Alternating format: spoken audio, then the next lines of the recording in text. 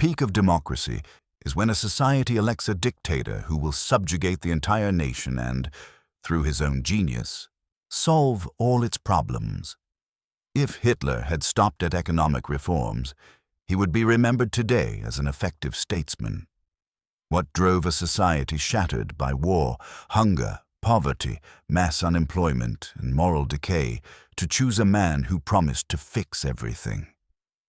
The only tragedy is that it ultimately came at the expense of the rest of Europe's nations. In this video, you'll learn the historical facts no one talks about and exactly where democracy failed. Imagine Germany after the First World War, a defeated nation humiliated by the Treaty of Versailles. Millions unemployed, hyperinflation so bad a loaf of bread cost billions of marks. Society in chaos, communists in the streets, fanatical radicals in beer halls. From this cauldron emerges a man who promised order, pride, and revenge. Adolf Hitler, former corporal in the Reichswehr, failed artist and street agitator. Yet before he seized power in 1933, there were multiple moments when the world or the Germans themselves could have stopped him through military intervention, social pressure, or political decisions. Why didn't they? This film will take you through those forgotten opportunities, the facts schools stay silent about. Hitler arrives in Munich in 1919 as an unemployed veteran. He joins a tiny radical group, the German Workers' Party, DAP, which he quickly renames the National Socialist German Workers' Party, NSDAP. Even then, his beer hall speeches draw crowds with anti-Semitic slogans and attacks on the November traitors of 1918. But this was only the beginning. Moment 1. Possible ban of the NSDAP in 1922. In November 1922, after a wave of anti-Semitic incidents and SA street violence, the Bavarian government could have outlawed the party completely. Trade unions, churches, and the press could have applied massive pressure.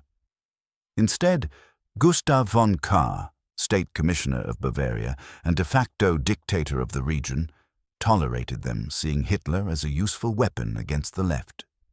Had a ban been imposed then, the NSDAP would have collapsed in its cradle. Hitler later admitted, without Bavaria, there would have been no URSS. 1923 marks the peak of the crisis. French occupation of the Ruhr, strikes, starvation. Hitler sees his chance.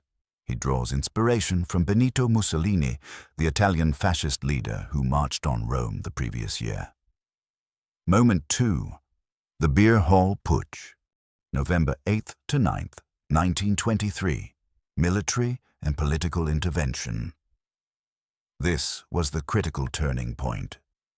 Backed by General Erich Ludendorff, World War I hero and right-wing politician, Hitler kidnaps von Kahr in the Bürgerbräukeller beer hall and proclaims a national revolution. The next day they march on Munich city center. Police and the Reichswehr could have crushed the coup with decisive force. They did fire, but too gently. Shots on Odeonsplatz kill 16 Nazis. Hitler flees wounded. Arrested, he could have been executed for high treason.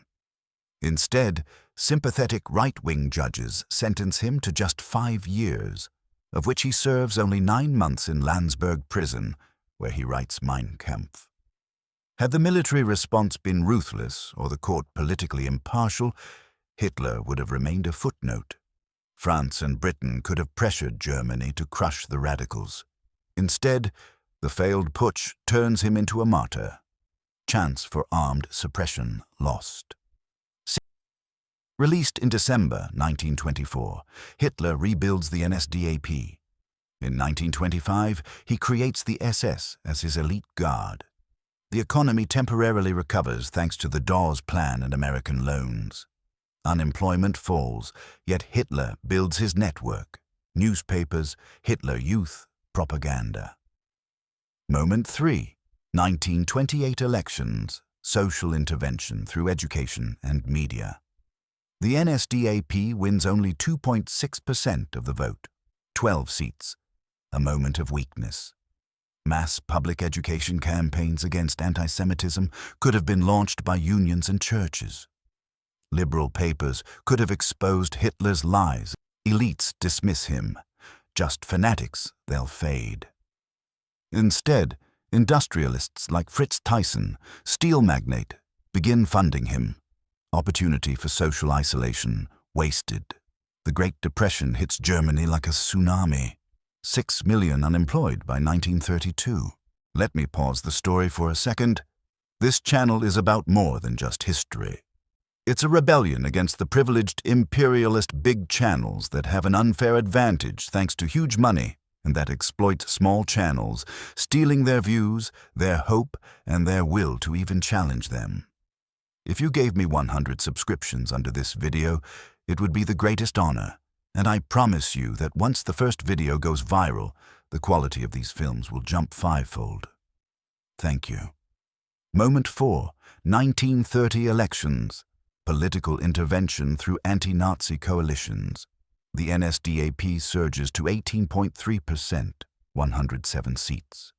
Chancellor Heinrich Brüning, centrist economist, could have dissolved the Reichstag earlier or banned the 100,000-strong SA private army. President Paul von Hindenburg, former field marshal, despised democracy. Communists attack social democrats as social fascists, splitting the left. Chance for a united political blockade lost. Moment 5, July 1932, military intervention against the SA and political reform. After the July elections, Chancellor Franz von Papen, conservative aristocrat and industrial lobbyist, stages the Prussian coup, removing the SPD government by decree.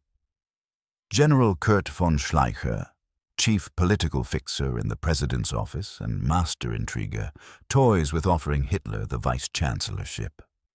The army could have smashed the terrorizing SA, hundreds already dead in street battles. A general strike like the one that defeated the 1920 Kapp Putsch could have paralyzed the country. Instead, intrigue prevails. Opportunity to crush the paramilitaries lost. Moment 6, December 1932, January 1933. Final political and social intervention. Schleicher becomes chancellor, but quickly loses Hindenburg's support. Hitler negotiates secretly with von Papen. On January 4, 1933, they meet at the home of banker Kurt von Schröder, industrialist and key NSDAP financier. On January 30th, Field Marshal Hindenburg appoints Hitler chancellor in a coalition cabinet, only 3 Nazis out of 11 ministers. The elites believe they can tame him. This was the very last chance. A nationwide general strike organized by the SPD and unions, millions of members, could have toppled the government in days. Instead, passivity. Moment 7, February 27th to March 5th, 1933. The Reichstag fire and the last election, the absolute final, ultimate chance for mass resistance and constitutional intervention. In the night of February 27th to 28th, 1933, the Reichstag building goes up in flames. Hitler instantly proclaims a communist uprising and forces a terrified President Hindenburg to sign the Reichstag fire decree, which suspends all basic civil liberties. This marks the beginning of open dictatorship.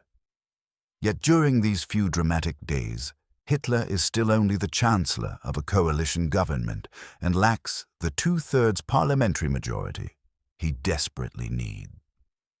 In the March 5th election, the NSDAP wins just 43.9% of the vote. Trade unions could have called an immediate general strike. The Reichswehr had a concrete plan to arrest the entire government, and Hindenburg could have dismissed Hitler at any moment until March 23rd. All it would have taken was a fraction of the courage Germans had shown in 1920 against the Kapp Putsch.